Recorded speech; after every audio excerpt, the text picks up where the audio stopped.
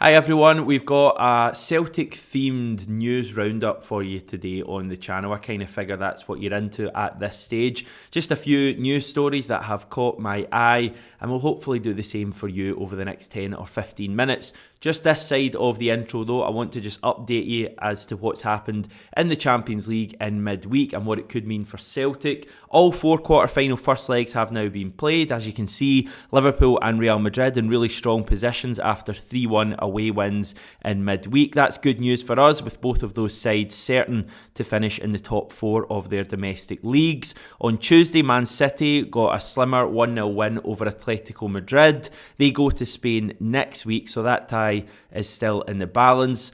And just a little bit of a worry about Villarreal, who won't finish in the top four in La Liga, but did beat Bayern Munich 1-0 last night. Let's hope, for Celtic's sake anyway, that the Bavarians can come back and win that next week in Germany. Okay, on with the show.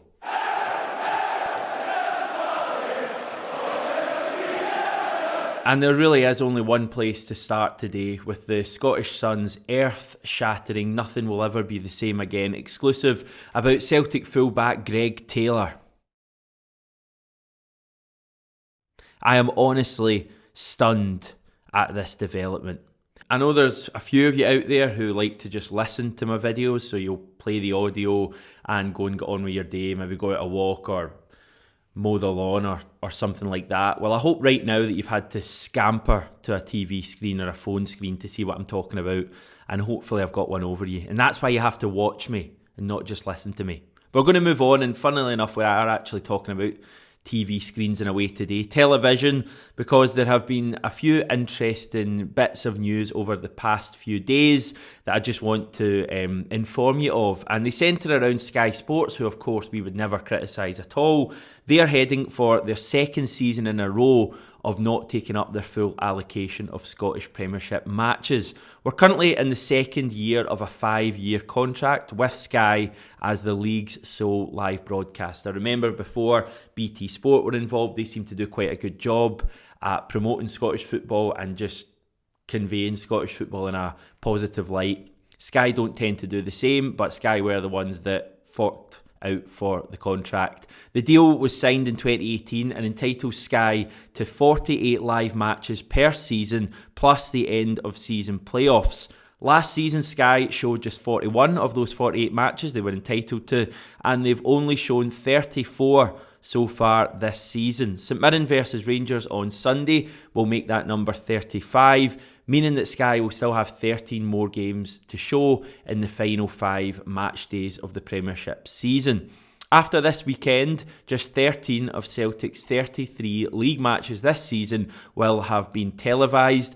Rangers have had 18 out of their 33 shown, while Ross County have had just one outing live on television, and I think we all remember what happened there. Some hilarious defending is what happened. The Sky cameras have been to Celtic Park just twice, against Hearts in December and Rangers, of course, in February. And of our 17 away matches, only 11 have actually been shown on Sky, with Celtic fans forced to fork out for pay-per-view coverage for the other 6 matches, including at big away games as well, like Hibs earlier on in the season and Aberdeen about a month and a half ago as well. Gone are the days when every Celtic and Rangers away match is just automatically televised. Having said all that though, this isn't a Celtic or hard done by video here. Quite simply, I don't feel in a hard done by mood. You'll probably know when I feel like that. Right now, I'm in quite a kind of buoyant, almost cocky mood. You can probably tell that as well. This isn't about Celtic. This is just about the overall image of the Scottish Premiership and Scottish football as a whole. I think the Premiership is as strong and as competitive as it has been in many a year. We've basically got battles all over the table, with the exception of Hearts, who have been nailed on for third place basically since about 3 or 4 months into the season. The league is incredibly competitive. We've got all of the big clubs in the country really playing in the top flight for the first time in a long, long time.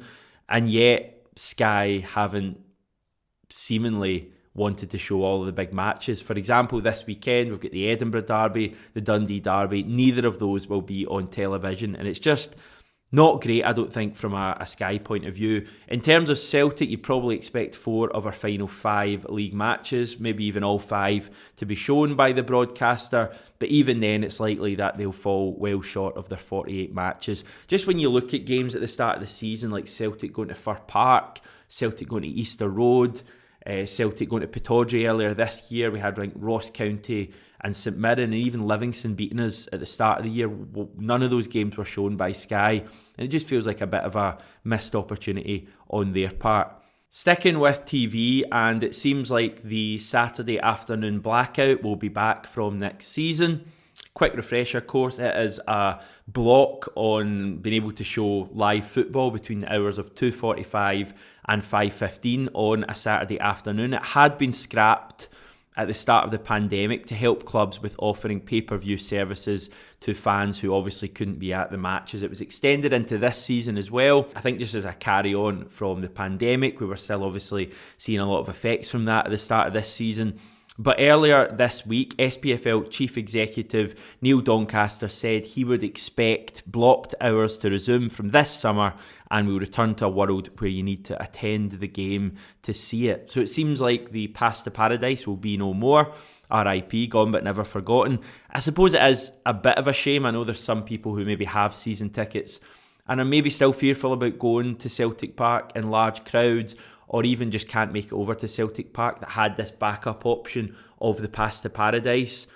But it's also for me a sign that we're getting back to the normality, basically, and the old normal, not the new normal that everyone went on about for about 2 years. Path to Paradise, listen, it's fine. I'm kind of maybe still scarred from last season, but I'm happy to consign it to the history books. Sky, not so much. Let's up our game, lads, but I won't hold my breath on that one. Now on to better news, and Giakoumakis has completed a kind of Greek March double for Celtic. He's been named the Premiership Player of the Month for March. He scored 3 goals during the month in the league, all against Ross County, of course, as well as 2 more at Dundee United in the Scottish Cup. He's the second Celtic player to win a Player of the Month award this season. The first one was, yes, correct, Jota. He won it 2 months in a row in October and November. The big man certainly talked the talk after his first hat-trick against Dundee. Kind of squirmed a little bit when I heard him being so ballsy in his comments, but he has certainly backed them up and walked the walk in the weeks since. 5 goals last month. He didn't score at Ibrox at the start of this month, but he certainly made a positive start. And this month's going to be interesting because, of course, Kyogo's back. Ange has real options up front with what he does.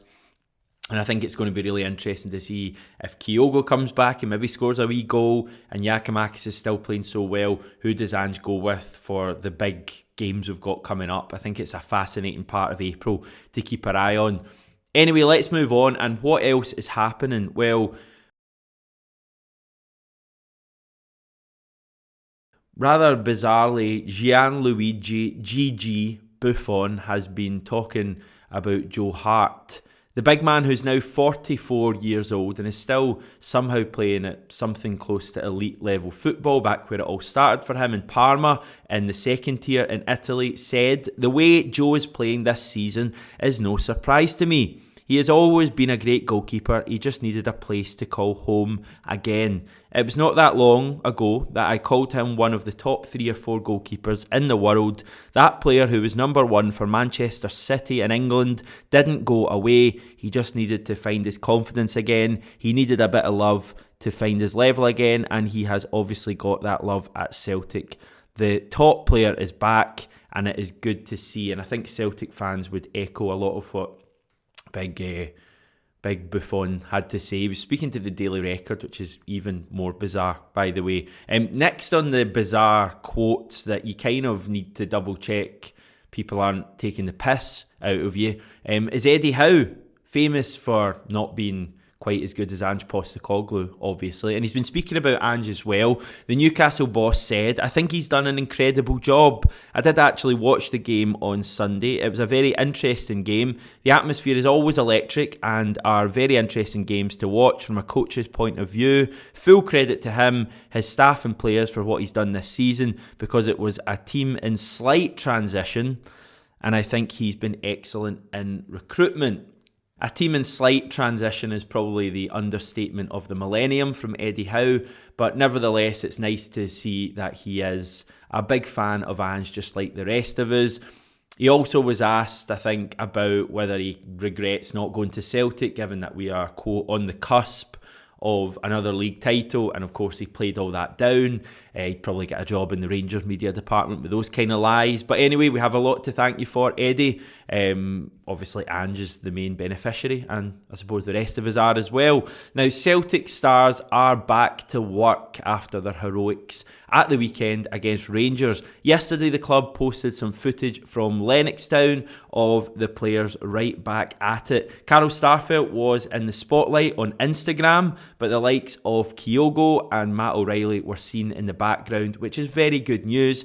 Kyogo has obviously been missing since Boxing Day. Matt O'Reilly went off injured at Ibrox shortly after coming on at Ibrox on Sunday. So good to see that both of those guys are back in training and seemingly ready for St Johnstone at the weekend. It's clear to see that Celtic's focus has switched. We've enjoyed the last few days. They've been brilliant. As Celtic fans on the channel, thinking about what's to come, a lot of people think the league is done, and as fans we have the right to feel that way. Great football team, a great battling team, and I probably shouldn't say this, but for me a title winning team as well. I think Celtic will win the league. I'm going to back you up on that. I'm going to back you up on it right now. It's a shoot. I can't see past this Celtic team anymore. I think it's fair to say that the players and Ange will not be thinking that way at all, and they'll just be looking at Saturday. I don't think that's just something Ange is saying to make him sound good. I genuinely believe that's the mentality among the players at the moment, that they are only focused on St Johnstone now. 3 more points. We've got a huge chance to go 9 points clear on Saturday evening. I mean, 6 is good. 9 would be unreal. I know Rangers would still have a game in hand on Sunday, but it just piles even more pressure on them on Sunday away to St Mirren, a team who are battling a bit at the moment. So it's a huge opportunity for Celtic on Saturday. It's going to be another full house at Celtic Park. The game's been sold out for about a month, I think, and I'm not even exaggerating there. So it's hopefully going to be another sunny day. Maybe I'll get my top off this time. We don't want that at all. But a huge opportunity again for Celtic just to move further clear and really take another step towards the league title.